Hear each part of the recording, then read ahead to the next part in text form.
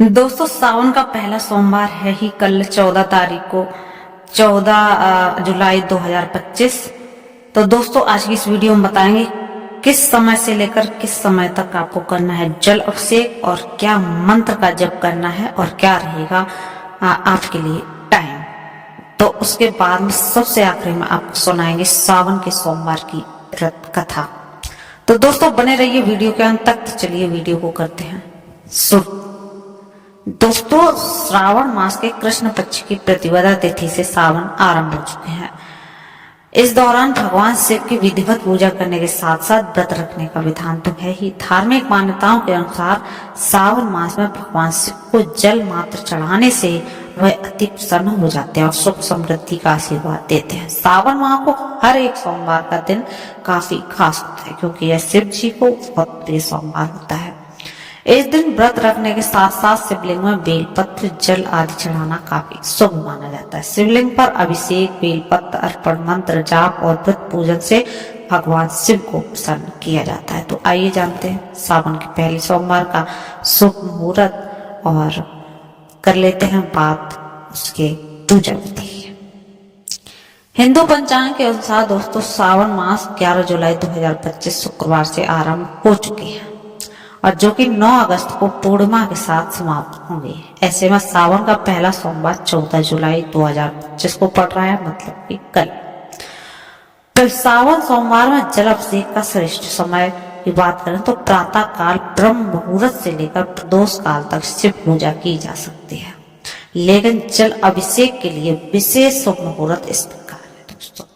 ब्रह्म मुहूर्त सुबह 4:15 से आप उठ जाइए और 5 बजे तक रहेगा। अभिजीत मुहूर्त में करना चाहते हैं तो दोपहर में 12 बजे से 12:50 तक आप कर लीजिए। अगर आप करना चाहते हैं शाम के समय प्रदोष काल में तो शाम को 7:15 से 8:45 तक आप अपना जो है जल अभिषेक शिव जी का करिए। और सावन में मंत्र उच्चारण करते हुए जल अभिषेक करना। मंत्र है ओम नमः शिवाय, बहुत ही सरल है। और एक जो मंत्र है आपको स्क्रीन पर दिख रहा होगा जो रहता है सुगंधि पुष्टि वर्धनम करके, तो आपको स्क्रीन से देख लेना है और आपको इस मंत्र का आप जाप कर सकते हैं।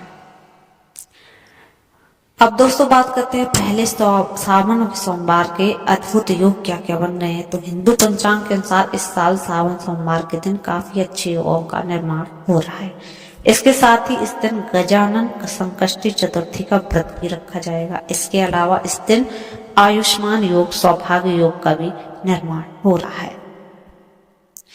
अब कर लेते हैं दोस्तों सावन सोमवार व्रत के पूजन विधि की बात। तो इस दिन प्रातः काल आप जल्दी उठ जाइए और स्नान आदि करने के बाद स्वच्छ वस्त्र धारण कर लीजिए। इसके बाद शिव मंदिर जाइए या फिर घर पर शिवलिंग स्थापित कर विधिवत पूजा कीजिए। शिवलिंग पर जल, दूध, दही, शहद, घी और गंगा जल से अभिषेक करिए। इसके साथ ही बेल पत्र, धतूरा, आक, सफेद फूल, अक्षत, भस्म और भोग अर्पित कीजिए। और ओम नमः शिवाय महामृत्युंजय मंत्र का 108 बार आप जाप करिए और सोमवार व्रत की कथा पढ़िए। इसके साथ ही आप फलाहार व्रत रखें और संध्या में भी, शाम के समय भी आप पूजा अवश्य करें। बात करते हैं सावन सोमवार का महत्व क्या है। तो सावन सोमवार के दिन भगवान शिव की उपासना करना सबसे उत्तम दिन माना जाता है। इस दिन व्रत रखने और शिवलिंग पर जल अभिषेक करने से अच्छे पुण्य की प्राप्ति होती है। इस दिन से 16 सोमवार का व्रत भी आरंभ हो जाता है। इस दिन व्रत रखने से विवाह में आ रही अड़चनें दूर होती हैं, जीवन में सौभाग्य, स्वास्थ्य की वृद्धि होती है। इसके साथ ही हर क्षेत्र में अपार सफलता प्राप्त होती है। दोस्तों पहला सोमवार 14 जुलाई को है, दूसरा सोमवार 21 जुलाई को है और तीसरा सोमवार 28 जुलाई को है और चौथा सोमवार 4 अगस्त को पड़ेगा। अब दोस्तों आपको सुनाते हैं सावन सोमवार। एक बार किसी नगर में एक साहूकार था। उसके घर पर धन की कोई कमी नहीं थी, लेकिन कोई संतान न होने की वजह से वह बड़ा दुखी रहता था। संतान प्राप्ति के लिए वह हर सोमवार को व्रत रखता था और पूरी श्रद्धा के साथ शिव मंदिर जाकर भगवान शिव और माता पार्वती की पूजा करता था। उसकी भक्ति देखकर एक दिन माँ पार्वती प्रसन्न होकर भगवान शिव से साहूकार को मनोकामना पूर्ण करने का निवेदन किया। पार्वती जी के आग्रह पर भगवान शिव ने कहा कि हे पार्वती, इस संसार में हर प्राणी को अपने कर्मों का फल मिलता है, जिसके भाग में जो है उसे भोगना ही पड़ता है। लेकिन पार्वती जी ने साहूकार की भक्ति देखकर उसकी मनोकामना पूर्ण करने की इच्छा व्यक्त की। माता पार्वती के आग्रह पर शिव जी ने साहूकार की पुत्र प्राप्ति का वरदान तो दे दिया, लेकिन उन्होंने बताया कि यह बालक सिर्फ 12 वर्ष तक ही जीवित रहेगा। माता पार्वती और भगवान शिव बातचीत को साहूकार सुन रहा था, इसलिए उसने इस बात की खुशी ना और ना ही दुख मनाया। वह पहले की भांति शिव जी की पूजा करता रहा। कुछ समय के बाद साहूकार की पत्नी ने पुत्र को जन्म दिया। जब वह बालक 11 वर्ष का हुआ तो उसने पढ़ने के लिए उसे काशी भेज दिया। साहूकार के पुत्र के मामा को बुलाकर उसे बहुत सारा धन देकर कहा कि तुम इस बालक को काशी विद्या प्राप्ति के लिए ले जाओ।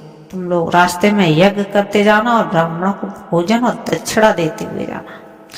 दोनों मामा भांजे इसी तरह यज्ञ कराते और ब्राह्मणों को दान दक्षिणा देते काशी नगरी निकल पड़े। इस दौरान रात में एक नगर पड़ा जहां नगर के राजा की कन्या का विवाह हो रहा था, लेकिन जिस राजकुमार से उसका विवाह होने वाला था वह एक आंख से काना था।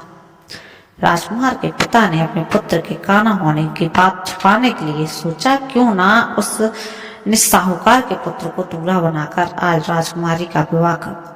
विवाह के बाद उसको धन देकर विदा कर दूंगा और राजकुमारी को अपने घर ले जा लूंगा। लड़के को दूल्हे के वस्त्र पहनाकर राजकुमारी से विवाह करा दिया गया। साहूकार का पुत्र ईमानदार था, लेकिन उसे यह बात सही नहीं लगी, इसलिए उसने अवसर पाकर राजकुमारी के दुपट्टे पर लिखा, तुम्हारा विवाह तो मेरे साथ हुआ है, लेकिन जिस राजकुमार के संग तुम्हें भेजा जाएगा वह एक आंख से काना है। मैं तो काशी पढ़ने जा रहा हूँ।